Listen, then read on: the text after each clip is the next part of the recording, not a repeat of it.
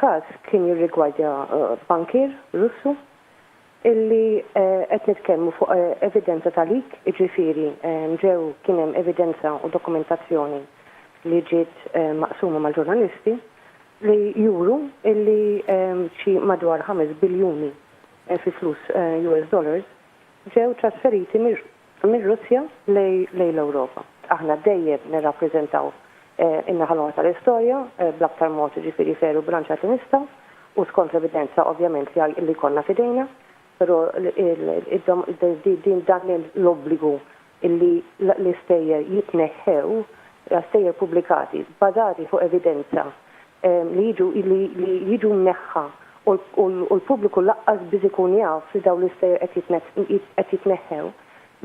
Din hi sitwazzjoni li għandha teżisti f'pajjiż demokratiku.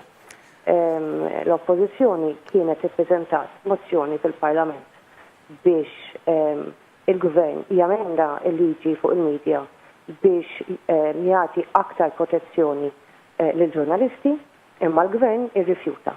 Il-Gvern kien qal minn Owen Bonnici, Ministru Ġustizzja kien qal illi din tmur kontra id-direttivi Ewropej, però Vera Jourova, il-European Commissioner for Justice, wara kienet qalet li dan mhux il-każ.